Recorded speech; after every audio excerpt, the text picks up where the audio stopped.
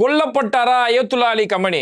இன்னைக்கு இருக்கக்கூடிய சர்வதேச ஊடகங்கள் எல்லாத்திலுமே இந்த நிமிஷம் இப்ப நைட்டு 2:30 மணி இந்த நேரத்தில் உள்ள தலைப்பு செய்தி என்னன்னா, அயத்துல்லா அலி கமனி கொல்லப்பட்டுட்டாரு, அவருடைய உடல் கண்டெடுக்கப்பட்டதுன்னு சொல்லி பல்வேறுபட்ட செய்திகள் எல்லா மீடியாக்களும் முக்கிய செய்தியா வந்துட்டு இருக்குது. இந்த நேரத்தில் இப்போ சரியா ஒரு 2 நிமிஷத்துக்கு முன்னாடி ஈரான் ஒரு அதிகாரப்பூர்வ தகவல் ஒன்று வெளியிட்டு இருக்கிறாங்க. இது மட்டும் இல்லாம ஈரானுடைய தாக்குதல் இஸ்ரேலை தாக்கக்கூடியது ஒரு பக்கம், அமெரிக்க தளங்களை தாக்குறது ஒரு பக்கம் பார்க்கும்போது, துபாயுடைய முக்கியமான பகுதிகளில் ஈரானுடைய தாக்குதலும், பஹ்ரைனுடைய முக்கியமான பகுதிகளில் ஈரானுடைய தாக்குதல் ஒரு பக்கம் நடந்துட்டு இருக்குது. கோழை இஸ்ரேல் வழக்கம் போல பொதுமக்கள் மேல தாக்குதல் நடத்தும் போது ஈரானுடைய ஒரு பள்ளிக்கூடத்துல கிட்டத்தட்ட 85க்கும் மேற்பட்ட சிறுமிகள், சின்ன பிள்ளைங்க கொல்லப்பட்டிருக்கக்கூடிய பல்வேறுபட்ட அராஜகங்கள் நடந்திருக்கு. இது எல்லாத்தையுமே வீடியோ தரவு ஆதாரங்களை தான் இந்த வீடியோவில் நம்ம பார்க்க போறோம். அதுக்கு முன்னாடி யாரெல்லாம் பேட்டி டிவியை சப்ஸ்கிரைப் பண்ணாம பாக்குறீங்களோ அவங்க மறக்காம சப்ஸ்கிரைப் பண்ணிக்கோங்க. அதே மாதிரி நம்மளுடைய வாட்ஸ்அப் சேனலுடைய குரூப் முதல் கமெண்ட்லயும் டிஸ்கிரிப்ஷன்லயும் நம்ம வாட்ஸ்அப் சேனலுடைய லிங்க் இருக்குது. அதுல நீங்க இணைஞ்சிட்டீங்கனாலும் இந்த வார சம்பந்தமாகவும் அன்றாட செய்திகள் சம்பந்தமான அப்டேட் எல்லாமே அந்த வாட்ஸ்அப் குரூப்ல உங்களுக்கு வந்துட்டு இருக்கும். ஏன்னா போர் சம்பந்தமான ஒரு சில காட்சிகளை மட்டும் தான் நம்ம எல்லாரும் யூடியூப்ல காட்ட முடியும், சில காட்சிகளை காட்ட முடியாது. அது மாதிரியான வீடியோக்கள் நம்மளுடைய வாட்ஸ்அப் சேனல்ல தொடர்ந்து அந்த அப்டேட் வந்திருக்கும். அந்த வாட்ஸ்அப் சேனல்ல இணைஞ்சுக்கோங்க. இப்போ சர்வதேச செய்தியில, ஏன்னா இப்போ இன்னைக்கு நோன்பு திறந்ததுக்கு பிறகு இந்த வாரம் தொடர்ந்து நடந்துட்டு இருக்க நேரத்துல சர்வதேச செய்தியில முக்கியமானது என்னன்னா, காலையில மதிய நேரத்துல இஸ்ரேல் நடத்தின தாக்குதல்கள்ல எல்லாமே அவங்களுடைய பாதுகாப்பு அம்சங்களை குறி வச்சுதான் அந்த தாக்குதல். அயத்துல்லா அலி கமேனி எங்க இருப்பாரோ அவருடைய இல்லம் இருக்கக்கூடிய அந்த வளாகங்களை தாக்குதல், அந்த நாட்டுடைய ஜனாதிபதி மசூத் பெசக்சியான் அவருடைய இல்லம் இருக்கக்கூடிய இடங்கள், அவருடைய அலுவலகங்கள் இருக்கக்கூடிய இடத்துல முக்கியமான தாக்குதல், ஐஆர்ஜிசியோட கட்டளை மையம் இருக்கும் அங்க நடந்த தாக்குதல், இப்படி எல்லாமே பாதுகாப்பு அம்சங்கள் குறி வச்சு நடத்தப்பட்ட தாக்குதல்.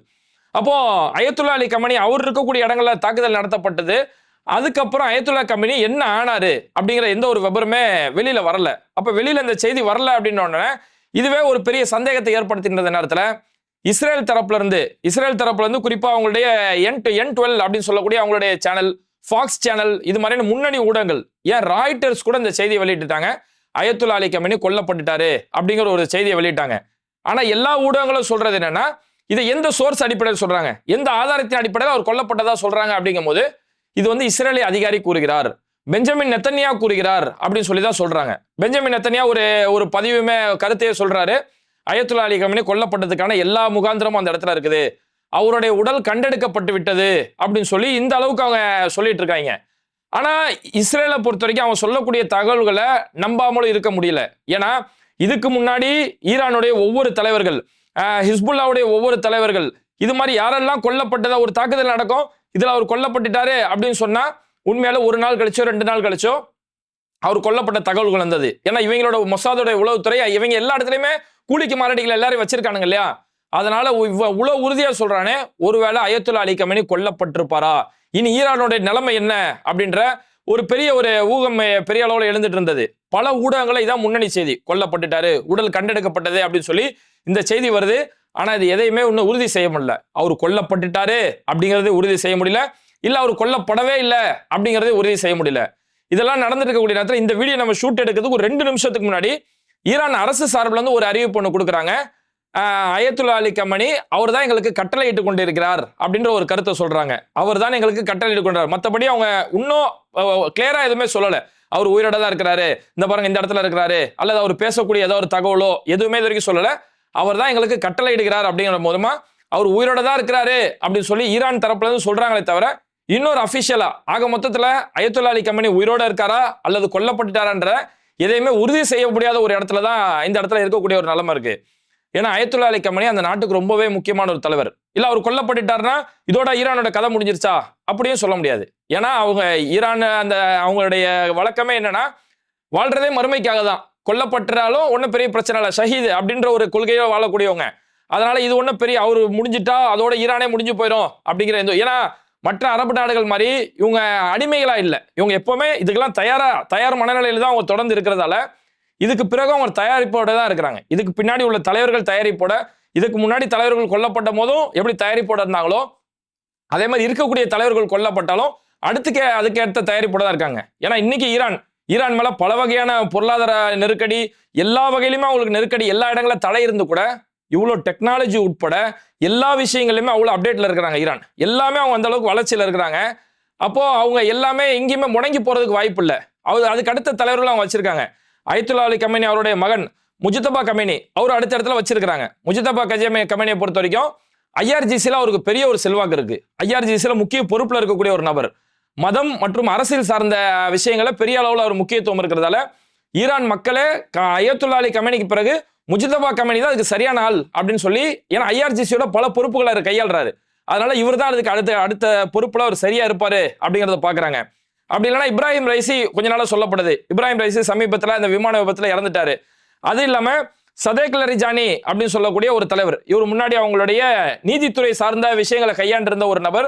அவங்க நாட்டிலுமே ரொம்ப மதிக்கக்கூடிய ஒரு நபர். ஆனா ஐஆர்ஜிசில இவருக்கு முஜிதபா கமேனி இருக்கக்கூடிய அளவுக்கு இவருக்கு செல்வாக்கு இல்லை அப்படின்னு சொல்லப்படுது. எப்படியோ அடுத்த தலைவர்கள் தயார் நிலையில இருக்கிறாங்க. ஆனா ஒருவேளை அயத்துல்லா அலி கமேனி கொல்லப்பட்டுட்டாரு அப்படின்னா இந்த போர் இன்னும் மோசமான நிலைமையை மாறும். அவங்க நாட்டுடைய சுப்ரீம் லீடர், அவங்க நாட்டுடைய பெரிய ஒரு ஹலிஃபாவை பார்க்கக்கூடிய ஒரு நபர், ஷியாக்கள் உலகம் முழுக்க இருக்கக்கூடிய ஷியாக்கள் அவர் கையில தான் பயத்து செய்வாங்க. அப்ப இந்த அளவுக்கு ஒரு முக்கியத்துவம் வாய்ந்த ஒரு நபரா, மதம் ரீதியா, ராணுவம் ரீதியா, அரசியல் ரீதியா எல்லா மட்டத்திலும் அவர் தான் தலைவர். அவர் தான் உங்களுக்கு மத தலைவர், அவர் தான் ராணுவ தலைவர், அவர் தான் அவங்க நாட்டுடைய அரசியல் தலைவர். எல்லாத்திற்குமே அவர் தான் தலைவர். எல்லா முடிவையும் அவர் தான் எடுக்கணும். அந்த நாடு சார்ந்த ஒரு ஃபத்வா கொடுக்கறதாலும் சரி, அந்த நாடு சார்ந்த அரசியல் விஷயங்களை வெளியிடுறது, ஐஆர்ஜிசியோட முக்கியமான ஆர்டர் எல்லாமே அவருடைய கண்ட்ரோல்ல இருக்கு. அப்போ நாட்டுடைய மிக முக்கியமான ஒரு விஷயம், உலகம் முழுக்க இருக்கக்கூடிய ஷியாக்களுக்கு அவர் தான் முக்கியமான ஒரு தலைவராக பார்க்கப்பட்ட நேரத்தில் அவர் கொல்லப்பட்டுட்டாரு அப்படின்னா இந்த போர் இது கண்டிப்பா அடுத்த கட்டத்தை யாருமே கற்பனை செஞ்சு பார்க்க முடியாத ஒரு கட்டத்துக்கு தான் போகும் அப்படின்னு தான் பெரிய அளவில் எதிர்பார்க்கப்படுது. சரி, இதெல்லாம் நடந்துட்டு இருக்கக்கூடிய நேரத்தில் பஹ்ரைனுடைய பகுதிகளில், துபாயுடைய பகுதிகளில் ஈரானுடைய தாக்குதல் ரொம்பவே நினைச்சு பார்க்க முடியாத அளவுக்கு அங்கே தாக்குதல் நடந்துட்டு இருக்கு. ஏன்னா இன்னைக்கு மதியம், இன்னைக்கு ஈவினிங் வரைக்குமே இஸ்ரேல் அமெரிக்கா ஈரான்ல தாக்குதல் நடத்தினதால பதிலுக்கு இவங்க கொடுத்த தாக்குதல் எல்லாமே பஹ்ரைன்ல இருக்கக்கூடிய, அபுதாபியில இருக்கக்கூடிய, கத்தாரு, குவைத் இது மாதிரியான இடங்கள்ல இருக்கக்கூடிய அமெரிக்க தளங்களை குறி வச்சு தாக்குதல் நடத்தப்படுது. எல்லாமே குறி வச்சு துல்லியமா தாக்குதல் நடத்தப்படுது. அமெரிக்காவில் எதுவுமே தடுத்து நிறுத்தப்படல. அமெரிக்க தளங்கள் பல இடங்கள் அழிக்கப்படக்கூடிய அளவுக்கு பெரிய அளவிலான ஒரு பதிலடி கொடுக்கப்பட்டது. இஸ்ரேலுடைய பல பகுதிகள் பத்தி எரிஞ்சிட்டு இருக்குது. இதெல்லாம் நடந்த நேரத்தில் இன்னைக்கு மாலைக்கு மேல ஈரான் தொடர்ந்து அவங்களுடைய தாக்குதலை கொடுக்குறாங்க. குறிப்பா அந்த ஸ்பேஸ் ஜெல்லி ஃபிஷ்னு அவங்க ஒரு தாக்குதலை நடத்துவாங்க. அவங்களுடைய அந்த ஏவுகணை ஒரு ஜெல்லி ஃபிஷ்ஷோட ஷேப்ல அது அப்படியே போயிட்டு இருக்கும். வானம் முழுக்க அப்படியே மின்னிக்கிட்டு, ஒரு சூரிய வெளிச்சத்தில் அப்படி மின்னிக்கிட்டு போவோம். ஸ்பேஸ் ஜெல்லி ஃபிஷ் அட்டாக் அப்படிம்பாங்க. அப்ப அந்த தாக்குதல் மூலியமா இப்படி தாக்குதல் நடத்துற நேரத்துல இப்போ இன்னைக்கு மாலைக்கு மேல பஹ்ரைன்ல நடந்த ஒரு தாக்குதல். பஹ்ரைன்ல இருக்கக்கூடிய ஒரு உயரமான ஒரு கட்டடம், ஏன்னா துபாய், பஹ்ரைன் எல்லாமே நல்ல உயரமான கட்டடங்கள் இருக்கும். அந்த உயரமான கட்டடத்துல நடத்த ஒரு தாக்குதல் கரெக்டா கட்டடத்திலே போய் அடிக்குது. கட்டடத்துல போய் அடிச்சு பத்திக்கிட்டு எரியுது. அந்த ஏரியாவே பத்திக்கிட்டு எரியுது. ஃபர்ஸ்ட் அந்த அங்கிருந்து வெளியில வந்த வீடியோ, அந்த பில்டிங்ல போய் அந்த விமானம் போய் தாக்கக்கூடிய அந்த காட்சிகளை பார்க்க முடியுது. அது பத்தி எறியக்கூடிய காட்சிகள். அதுக்கடுத்து லாங் ஷாட்ல வந்தக்கூடிய வீடியோக்கள் அங்கிருந்து ஒன்னும் களத்துல இருந்து வந்துகிட்டே இருக்கு. முழு கட்டடமே பத்தி எரியுது. அந்த டோட்டல் பில்டிங்குமே பத்தி எரியக்கூடிய அளவுக்கு பஹ்ரைன்ல அவ்வளோ பெரிய ஒரு தாக்குதல் அங்கே நடந்துட்டு இருக்குது. அதே மாதிரி குவைத்துடைய ஏர்போர்ட்ல நடந்திருக்கக்கூடிய குவைத்துடைய முக்கியமான இன்டர்நேஷனல் ஏர்போர்ட், அந்த ஏர்போர்ட்லயுமே ஒரு தாக்குதல் நடத்தப்பட்டதுல அந்த ஏர்போர்ட்டை சுக்குநூறு ஆகி போச்சு. ஏர்போர்ட் வெளிப்புறங்கள்ல இருந்து வந்த வீடியோ, அங்க ஒரு தாக்குதல் நடத்தப்பட்டு அங்கிருந்து கரும்பு வகைகளா வெளியில வருது. அதுக்கப்புறம் அங்க உள்ள என்ன நிலைமை அப்படிங்கிற காட்சிகள் அங்கிருந்து களத்துல இருந்து வரும்போது காட்சிகள் பார்த்தோம்னா ஏர்போர்ட் உள்ளவே சுக்குநூறு ஆகி போச்சு. பெரிய அளவுல செதஞ்சு போச்சு. இனி அந்த ஏர்போர்ட்டை மீட்டு உருவாக்கம் செய்யறதுக்கே பெரிய நேரம் எடுக்கும். அந்த அளவுக்கு ஏர்போர்ட் உள்ளவே செதஞ்சு போயிருக்கக்கூடிய அளவுக்கு குவைத் ஏர்போர்ட் இவ்வளவு பெரிய பாதிப்பை சந்திச்சிருக்குது. இதுக்கடுத்து சவுதியோடைய பகுதி, அதாவது இந்த பஹ்ரைன்ல மட்டுமே கிட்டத்தட்ட 136 ட்ரோன்களுக்கு மேல தாக்குதல் நடத்தப்பட்டதா இந்த இடத்துல சொல்லப்பட்டது. அதுக்கப்புறமா சவுதி, ஏன்னா காலையில அபுதாபியில் இருக்கக்கூடிய அவங்களுடைய ஏர்பேஸ், அமெரிக்காவோட ஏர்பேஸ்ல தான் தாக்குதல் நடத்தப்பட்டது. அதுக்கப்புறம் துபாயில நடந்த ஒரு தாக்குதல். துபாயில புர்ஜ் கலிஃபா பக்கத்திலேயே துபாயோட முக்கியமான நகரங்கள்ல அங்க ஈரானுடைய தாக்குதல் அந்த இடத்துல பதிவாயிருக்குது. துபாயே பெரிய அளவில் ஒரு பதட்டம் ஏற்பட்டுருச்சு. துபாய் பொதுவாகவே இரவு நேரங்களில் துபாய் ரொம்ப பிரமிப்பா அப்படியே அழகா இருக்கும். அந்த இடத்துல நடத்தப்பட்ட தாக்குதல் துபாயில பெரிய பரபரப்பு ஏற்பட்டு துபாய் அரசு சார்பில் புர்ஜ் கலிஃபா உடனே காலி பண்ணுங்க, புர்ஜ் கலிஃபால யாருமே இருக்க வேணா, புர்ஜ் கலிஃபா உடனடியாக காலி பண்ணுங்கன்னு சொல்லி அந்த ஏரியாவை காலி செய்யக்கூடிய அளவுக்கு, பெரிய அளவில் சுற்றுலா பயணிகள் வந்து போகக்கூடிய ஒரு இடம், அந்த இடமே காலி செய்யக்கூடிய அளவுக்கு, அபுதாபியில ரோட்ல எல்லாம் மக்கள் தெரிச்சுக்கிட்டு ஓடுறாங்க, அப்படி ஓடக்கூடிய அளவுக்கு இப்படி பல விஷயங்கள் துபாயோடைய பகுதியில் பதிவாயிருக்கு.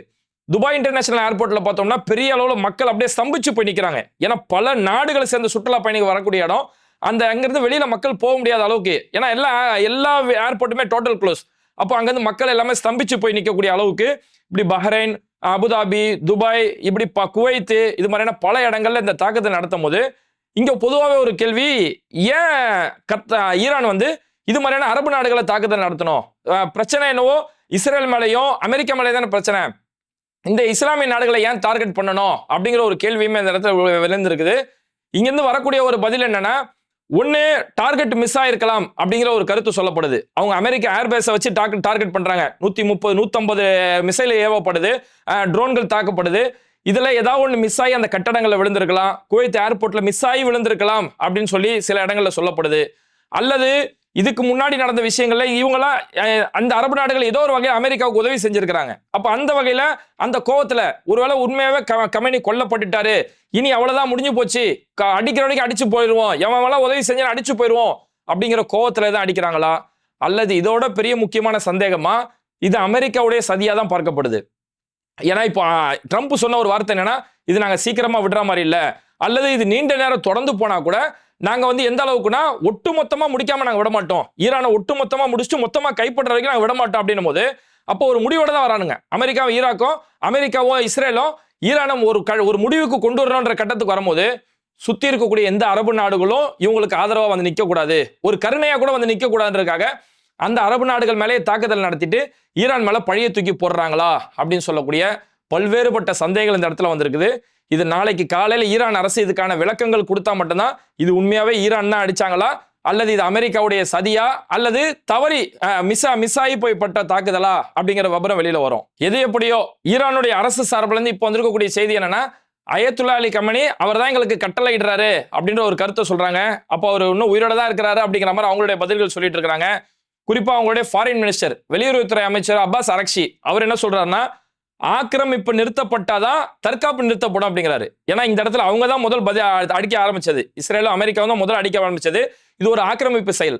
அந்த ஆக்கிரமிப்பு நிறுத்தப்படாத வரைக்கும் தற்காப்பு நிறுத்தாது, நாங்க அடிக்கிறது தற்காப்பு தான் அப்படின்னு சொல்லி அவங்க சொல்றாங்க.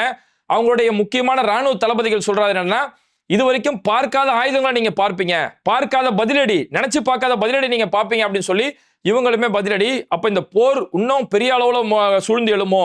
பல நாடுகளை சேர்ந்த விமான நிலையங்கள் மூடப்பட்டிருக்கு. சவுதி, கத்தாரு, துபாய் எல்லா நாடுகளுடைய விமான நிலையங்கள் மூடப்பட்டிருக்கு. பயணிகள் பெரிய அளவுல பாதிக்கப்பட்டிருக்கிறாங்க. அப்ப இந்த அளவுக்கு எல்லாமே பொதுமக்கள் தான். ஒரு ஒட்டுமொத்த அமெரிக்காவுடைய இஸ்ரேலுடைய இந்த வெறியாட்டத்துக்கு பின்னாடி, அந்த இஸ்லாமிய எதிர்ப்புக்கு பின்னாடி, இஸ்லாமிய வெறுப்புக்கு பின்னாடி பொதுமக்கள் தான் பெரிய அளவுல பாதிக்கப்படுறாங்க. அதுவும் இந்த ரமலானுடைய காலங்கள்ன்றதால, நோன்பு வச்சிருக்கக்கூடிய மக்கள் பெரிய அளவுல பாதிக்கப்படுறதால பொதுமக்கள் எங்கேயுமே பாதிக்கப்படக்கூடாது, உலகம் இந்த போர் இல்லாத, இந்த குண்டுகள் இல்லாத ஒரு அமைதியான வாழ்க்கை வாழணும்னு சொல்லி இந்த ரமலானுடைய நேரத்துல நம்ம ஒவ்வொருத்தரும் பிரார்த்தனை செய்ய வேண்டியது ரொம்ப முக்கியம். ஓகே, அயத்துல்லா அலி கமேனி கொல்லப்பட்டிருப்பாரா? அப்படி அவர் கொல்லப்பட்டுட்டா இதோட ஈரானுடைய கதை முடிஞ்சிருமா அப்படிங்கறத பத்தி உங்களுடைய கருத்துக்கள் என்ன? குறிப்பா அமெரிக்கா இஸ்ரேலோட இந்த வெறியாட்டத்தை பத்தி உங்களுடைய கருத்துக்கள் என்ன அப்படிங்கறத மறக்காம கமெண்ட் பண்ணிட்டு இந்த வீடியோக்களை உங்க நண்பர்களுக்கு அதிகமா ஷேர் செய்யுங்க. அதே மாதிரி நம்மளுடைய வாட்ஸ்அப் சேனலோடைய லிங்க் கீழே கமெண்ட்ல இருக்கு. அந்த வாட்ஸ்அப் சேனல்லையே நீங்க இணைஞ்சிட்டீங்கன்னா அன்றாட அப்டேட் செய்திகள் எல்லாமே உங்களுக்கு வந்துகிட்டே இருக்கும். மறக்காம சப்ஸ்கிரைப் பண்ணுங்க. இணைந்திருப்போம். Mister Perfect Extra Gold. திருமணமான அனைத்து ஆண்களுக்கும் ஒரே தீர்வு. வயதான பலகினமா, சுகர் பலகினமா, இனி கவலை வேண்டாம்.